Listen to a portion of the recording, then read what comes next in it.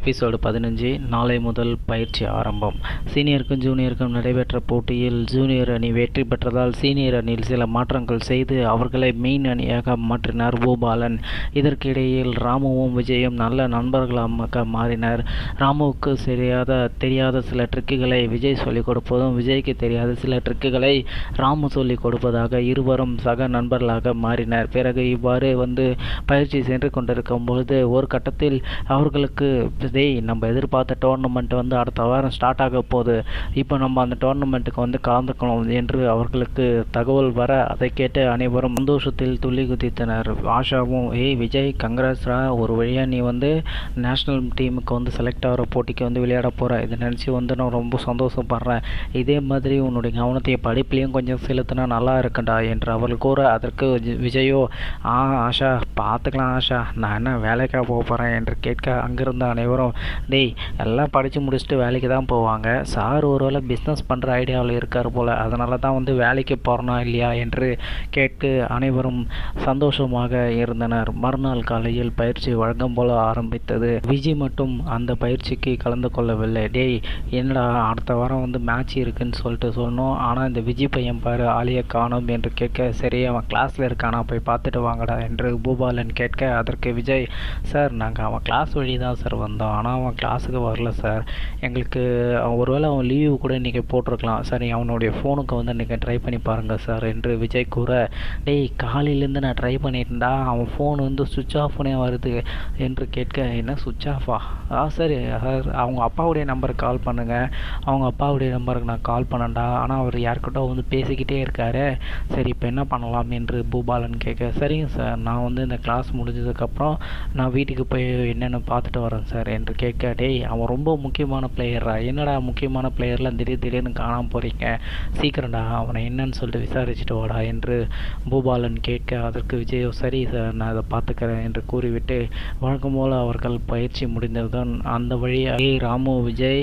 இது முக்கியமான மேட்ச்சு, இந்த மேட்ச்சில் நம்ம கண்டிப்பாக வின் பண்ணணும் சரியா, தயவு செய்து யாரும் ப்ராக்டிஸை மட்டும் லீவ் போட்டுறாதீங்க, நான் அந்த வழி போனேன்னா நான் போய் விஜயுடைய வீட்டில் கேட்குறேன், நீங்கள் யாரும் கேட்க தேவையில்ல என்று கேட்க, இல்லை சார் நான் பரவாயில்ல, நான் அந்த வழி தான் வீட்டுக்கு போவேன், அதனால் நானே போய் கேட்டுக்கிறேன் சார் என்று விஜய் கூற, விஜயும் சரி விஜய் என்னதுன்னு பார்த்துட்டு அவனை நாளைக்கு கூட கூட்டிகிட்டு வாடா, அப்படி இல்லைனா ரொம்ப டீம் தத்தளிக்கிற மாதிரி ஆகிடும் என்று கூற, சார் விஜய் இல்லைனா பரவாயில்ல சார், நம்மக்கிட்ட சமாளிக்கிறதுக்கு ஆட்கள்லாம் இருக்காங்க, ஆனால் விஜய்க்கு என்ன ஆச்சுன்னு சொல்லிட்டு நம்ம தெரிஞ்சுக்கணும்ல என்று அவன் கூற, சரி நான் அதை பற்றி விசாரிக்கிறேன் என்று கூறிவிட்டு, ராமு நீ ஃப்ரீயாக இருந்தால் வாயா நம்ம போயிட்டு விஜயை பற்றி விசாரிச்சுட்டு வரலாம் என்று கேட்க, சரிடா நானும் வரேன்டா என்று கூறிவிட்டு இருவரும் விஜயின் வீட்டுக்கு சென்றனர். அங்கே ஒரே அமுலித மொழியாக இருந்தது, ஏனென்றால் அக்கம் பக்கம் வீட்டில் உள்ள அனைவரும் விஜயின் வீட்டில் இருந்தனர்.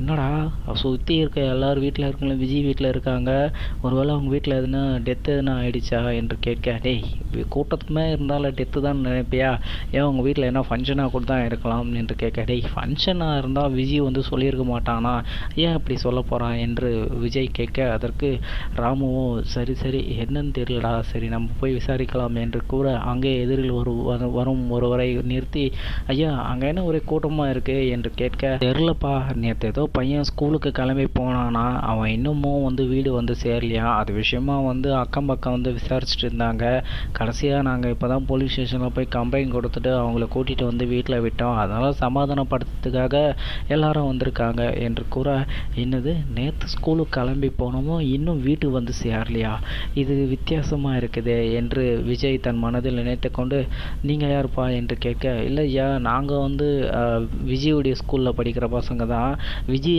இன்னைக்கு ஸ்கூலுக்கு வரல அப்படின்னு சொல்லிட்டு கேட்கும் போலான்னு வந்தோம், ஆனால் நீங்கள் ஸ்கூலுக்கு போனோம் திரும்ப வரலன்னு சொல்கிறீங்களே, சரிங்க ஐயா நான் அவங்க அம்மா அப்பாவை பார்த்து என்னன்னு சொல்லி விசாரிக்கிறேன் ஐயா என்று கூறிவிட்டு அவரை அனுப்பிவிட்டு விஜயும் ராமுவும் வீட்டுக்குள் சென்றனர். என்னடா நேற்று கிளம்பி போனவன் இன்னும் வீட்டுக்கு வரலன்றாங்க, முழுசாக ஒரு 24 மணி நேரத்துக்கு மேலே ஆகுது, ஏன் இதை பற்றி இன்னும் நம்ம யாருக்கும் இன்ஃபார்ம் பண்ணல என்று ராமு கேட்க, தெரியலடா ஒருவேளை அக்கம் பக்கம் ஏன்னா போயிருப்பேன்னு சொல்லிட்டு விசாரிச்சிருப்பாங்க என்று கேட்டுக்கொண்டே உள்ளே நுழைந்தனர். இங்கே விஜயும் அம்மாவும் அப்பாவும் அழுது கொண்டிருப்பதை பார்த்து அவர்களுக்கு அருகில் சென்ற விஜய், ஆண்டி இங்கே என்ன ஆச்சு, விஜய்க்கு என்ன ஆச்சு என்று கேட்க, தெரியல தம்பி, நேற்று காலையில் ஸ்கூலுக்கு போயிட்டு வரேன்னு கிளம்பி போனான், போனவன் இன்னும் வந்து சேரலப்பா. அது மட்டும் இல்லைப்பா, இன்னும் ஒரு 4 வீடு தள்ளி ஒரு பொண்ணு வந்து இருக்குது. அந்த பொண்ணு வந்து பார்த்தோன்னா அவனுடைய ஸ்கூலில் தான் படிக்குது. அந்த பொண்ணும் கிளம்பி போச்சு. அந்த பொண்ணும் வந்து இன்னும் வரவே இல்லை. ஒருவேளை ஏதோ கடத்தலாக இருக்குமா என்று அவர்கள் கேட்க, ஆமாடா கடத்தலாக இருக்கும். ஏன் என் பொண்ணை உன் பையன் வந்து கூட்டிகிட்டு போயிட்டான், இதுதான் வந்து கடத்தலாக இருக்கும் என்றவாறே சொல்லிக்கொண்டு ஒருவர் உள்ளே வந்தார். டேய், என்னடா பேசிக்கிட்டு இருக்க? என் பையனை காணும்னு சொல்லிட்டு நான் அழுதுட்ருக்கேன். ஆமாடா, என் பொண்ணையும் தான் காணும். இப்போது உன் பொண்ணும் என் பையனும் ஒரே ஸ்கூலில் தானே படிக்கிறாங்க. 2 பேரும் காணாமல் போயிட்டா என்ன அர்த்தம் என்று கேட்டுக்கொண்டிருக்கும் போதே அந்த இடத்தில் இன்னும் சிலர் வந்து சேர்ந்தனர். இதை பார் தம்பி, உங்கள் இஷ்டத்துக்கு ஏதோ பேசிகிட்டு இருக்காதீங்க. பக்கத்து தெருவில் இருக்க பசங்க எல்லாமே வந்து அந்த ஸ்கூலில் தான் படிக்கிறாங்க. ஆனால் அவங்க எல்லாம் கரெக்டாக திரும்பி வந்துட்டாங்க. ஆனால் உங்கள் பொண்ணும் உங்கள் பையனும் மட்டும் வரல. இதில் எதுவும் உங்களுக்கு சந்தேகமாக இல்லையா என்று கேட்க, அதைத்தான் நானும் நியாயம் கேட்டு வந்திருக்கேன். என்னுடைய பொண்ணு வந்து நல்ல பொண்ணுயா. அந்த பொண்ணுடைய மனசை கெடுத்து இந்த பையன் என் பொண்ணை வந்து எங்கே கூட்டிகிட்டு போயிருக்காயா. அவன் நைட்டெல்லாம் வந்து ஃபோன் பேசிகிட்டு இருக்கிறத வந்து நான் நிறைய முறை கவனிச்சிருக்கேன். ஏதோ படிக்கிறதுக்காக பேசிகிட்டு இருக்கா அப்படின்னு பார்த்தா கடைசியாக இப்படி ஒரு சம்பவம் வந்துடுச்சேயா. ஏய், என்னடா பேசுகிறீங்க? பசங்க பேசிகிட்டு இருந்தால் இப்போ தானே நீங்கள் நினைப்பீங்களா என்று கேட்க, அதற்கு அவரோ, ஆமாயா, எனக்கு தெரியாது. என்னுடைய பொண்ணு வந்து என் வீட்டுக்கு வந்தாகணும். ஒழுங்கு மரியாதையாக உன் பையனை ஃபோன் போட்டு இங்கே வர வைங்க.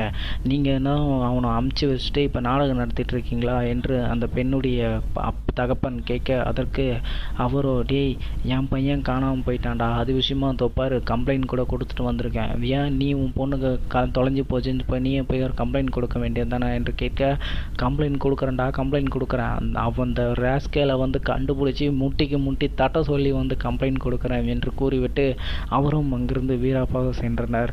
அப்போது தான் விஜயும் ராமுவும் இதை கண்டு, ஆமாம், நேற்றுலேருந்து இந்த பொண்ணையும் காணுமா, அப்போ அங்கே என்ன தான் நடக்குது, சரி நம்ம இது விஷயமா வந்து பூபாலன் சார்கிட்ட பேசலாம் என்று விஜய் கூற, அதற்கு ராமுவும் சரிடா என்று கூறிவிட்டு இருவரும் வெளியே சென்று தனது ஃபோனை எடுத்து பூபாலன் சாருக்கு அழைத்தனர். பூபாலன் சார் அந்த ஃபோனை அட்டன் செய்து, என்னடா விஜயுடைய நிலைமை என்னன்னு தெரிஞ்சுதா என்று கேட்க, சார் நேற்று ஸ்கூலுக்கு கிளம்பி போனவன் இன்னமும் வந்து வீடு வந்து சேரலையா சார். அது மட்டும் இல்லை, இங்கேருந்து 2 வீடு தள்ளி இருக்க ஒரு பொண்ணும் வந்து நம்ம ஸ்கூலில் தான் வந்து படிக்குதான்.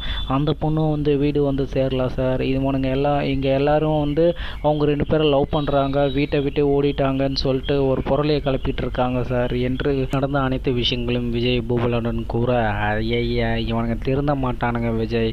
சரி, அவனுங்க இப்போ என்ன தான் சொல்கிறாங்களா, இப்போ தான் சார் அந்த பொண்ணுடைய அப்பா வந்து போலீஸ் ஸ்டேஷனுக்கு போயிருக்காரு என்று கூற, சரி விஜய், நீ வீட்டுக்கு போ, நீ கொஞ்சம் ஜாகிரதையாக இரு, விஜய் ராமுவையும் கொஞ்சம் ஜாகிரதையாக இருக்க சொல்லு, டீம் பசங்களையும் கொஞ்சம் ஜாகிரதையாக பார்த்துக்குங்க என்று கூறிவிட்டு அவர் ஃபோனை கட் செய்தார். சார், என் பொண்ணை காணோம் சார், கண்டிப்பாக பக்கத்து வீட்டு பையன் கூட தான் சார் ஓடி இருக்கணும் என்று கூறிக்கொண்டே அந்த ஆள் உள்ளே நுழைந்தார்.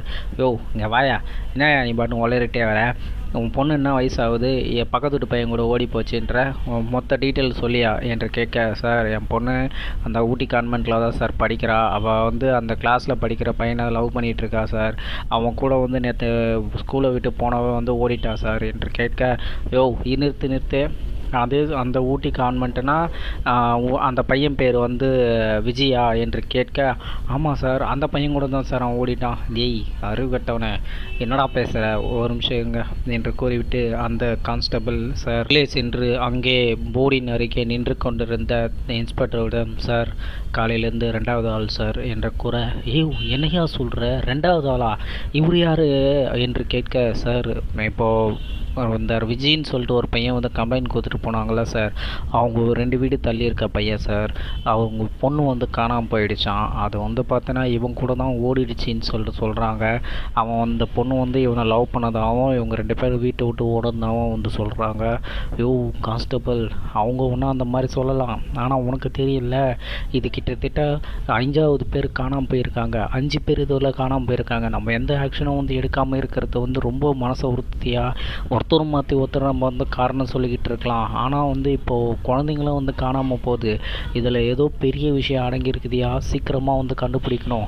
இது வந்து மேலிடத்துலேருந்து எனக்கு ப்ரெஷர் கொடுக்காதவர்களும் சரி, இங்கே யாராச்சும் ஒருத்தவங்க மேலிடத்துக்கு வந்து போயிட்டான், நம்மளால ப்ரெஷரை ஹேண்டில் பண்ண முடியாது. அதுக்கு முன்னாடியே வந்து மிஸ்ஸிங் கேஸ் எல்லாத்தையும் வந்து நம்ம கண்டுபிடிக்கணும். சரி, வேறு யாரும் வரல என்று கேட்க, வேறு யாரும் வரல சார், நான் இன்னும் இந்த கேஸை பற்றி மேலிடத்துக்கு வந்து எந்த விஷயத்தையும் தெரிவிக்கலை. அதை அப்படியே வந்து நம்ம சீக்ரெட்டாக வந்து மெயின்டைன் பண்ணணும் என்று கூறிக்கொண்டிருக்கும் போதே அவருடைய ஃபோன் அழைத்தது. சார், டேவிட் பேசுகிறேன் சார், சொல்லுங்கள் சார் என்று கேட்க, யோ என்னையா அங்கே நடக்குது? உங்கள் சரௌண்டிங்கில் இருக்க 2 பசங்க வந்து காணாமல் போயிட்டானுங்களா? நீ வந்து எந்த ஆக்ஷன் ஆச்சுன்னா எடுத்தியா இல்லையா என்று கேட்டவாறே ஐஜி அங்கேருந்து கத்த தொடங்கினார். 2 பசங்க தான் காணாமல் போய்க்குதா, இல்லை வேறு எதுனா பெரியவங்க யாருனா காணாமல் போய்க்கிறாங்களா என்று கேட்டவாறு, சார் அது பற்றி தான் சார் நாங்கள் தீவிரமாக வந்து தேடிக்கிட்டு இருக்கோம் சார். கிட்டத்தட்ட இது வரலாம் 5 பேர் காணாமல் போயிருக்காங்க. யோ என்னையா சொல்கிற? 5 பேர் காணாமல் போயிருக்காங்களா? 5 பேர் காணாமல் போய்க்கிறாங்கன்ற இது வரல எனக்கு ஏன் நீங்கள் ரிப்போர்ட்டை தரல? உங்களுக்கு என்ன மனுஷன் உயிர்னா ரொம்ப இதுவாக போயிச்சாயா? ஓ இடியட் டேவிட், மரியாதையாக அந்த கேஸ் ஃபைல் எல்லாத்தையும் எடுத்துக்கிட்டு இன்னும் 5 நிமிஷத்தில் என்னுடைய இதுக்கு வா, இல்லை உன்னை வேலையை விட்டு தூக்கிடுவோம், இல்லை தண்ணி இல்லாத காட்டுக்காக மாற்றிடுவேன். 5 பேர் காணாமல் போயிருக்காங்க. இது பெரிய இஷ்யூ ஆகிறதுக்கு முன்னாடி நம்மளே முடிக்கணையா? நல்ல வேலை இப்போ வச்சா என் காதுக்கு வந்தது, இன்னமும் என் காதுக்கு வரல, நீ இப்படியே தான் வந்து பண்ணிக்கிட்டு இருந்திருப்பல என்று டிஏஜி கத்த, அதை கேட்ட டேவிட்டோ, சரிங்க சார், இன்னும் ஒரு 5 நிமிஷத்தில் நான் உங்களோட ஆஃபீஸில் வந்து பார்க்குறேன் சார் என்று கூறிவிட்டு அவர் தனது ஃபோனை கட் செய்தார். இப்போதாயா மேல் இடத்துக்கு தெரியக்கூடாதுன்னு பேசிக்கிட்டு இருந்தோம், அதுக்குள்ளே பாரியா யாரோ ஒருத்தன் வந்து மேல் இடத்துக்கு வந்து போயிட்டாயா, அங்கேருந்து பாரு ஐஜி கால் பண்ணி என்னை திட்டுறாரு, நான் சீக்கிரமாக இங்கேருந்து இந்த வேலையை முடிச்சுட்டு நான் கிளம்பணும், ரிப்போர்ட் எடுத்துகிட்டு 5 நிமிஷத்தில் வர சொல்லியிருக்காரு, அந்த ஆளுக்கிட்ட போயிட்டு ரிப்போர்ட்டை சீக்கிரம் எழுதி வாங்க என்று கூறிவிட்டு மீதி இருக்கும் கேஸுகள் பற்றிய தகவல்களை சேகரிக்க ஆரம்பித்தார். சீக்கிரம் வாயா, உன் பொண்ணு பேர் என்ன என்று கேட்க, சார் என் பொண்ணு பேர் திலகா சார், அந்த பக்கத்து வீட்டு பையன் பேர் வந்து பார்த்தீங்கன்னா விஜய் சார், அவங்கள தான் சார் இவன் கண்டிப்பாக ஓடி இருக்கணும். பெத்த பொண்ணுங்க மேலே முதல்ல நம்பிக்கை வையா, எப்போ பார்த்தாலும் ஓடிட்டான்னு, அவளுக்கு என்னையா ஒரு 15-16 வயசு இருக்குமா, அதுக்குள்ளே வந்து ஓடிட்டான்ற, முதல்ல உங்களை தூக்கி உட்கார வைக்கணையா, எப்போ பார்த்தாலும் ஏதாச்சும் ஒரு பையனும் பொண்ணும் காணாமல் போயிட்டா ஓடிட்டாங்கன்றீங்க, முதல்ல கேஸை பற்றி முதல்ல டீட்டெயில் சொல்லியா என்று கேட்க, சார் நேற்று வந்து ஸ்கூலுக்கு கிளம்பி போனான் சார், அவள் போனவும் இன்னும் வரவே இல்லை சார், இதே தான் சார் அந்த பையன் வீட்லேயும் கேட்டாலும் சொல்கிறாங்க, அந்த பையனையும் வந்து மிஸ் ஆகிட்டான் சார், அதனால தான் சார் நான் இப்படி சொல்கிறேன்.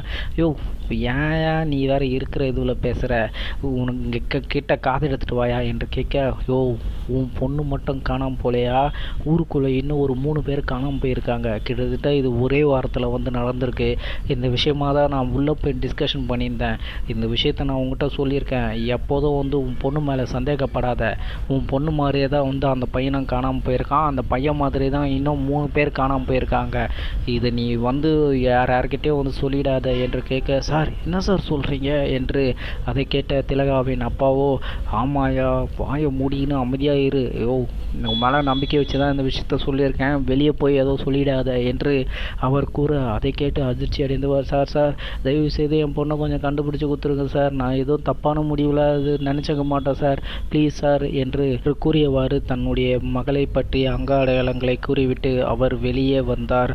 ஐயோ, அவனுக்கு கூட சண்டை போட்டுட்டுனே இந்த விஷயத்த அவங்க கிட்ட சொல்லலாமா வேணாவா என்று அவர் தனது மனதில் நினைத்து கொண்டே தன்னுடைய வீட்டிற்கு சென்றார். விஜயும் திலகாவையும் கடத்தியது யார்? அடுத்தடுத்து நிகழப்போகும் மாற்றங்கள் என்ன? இதை பற்றி தெரிந்து கொள்ள இணைந்திருங்கள். அன்புள்ள அப்பா, நான் உங்கள் RR கிங்ஸ் துரை.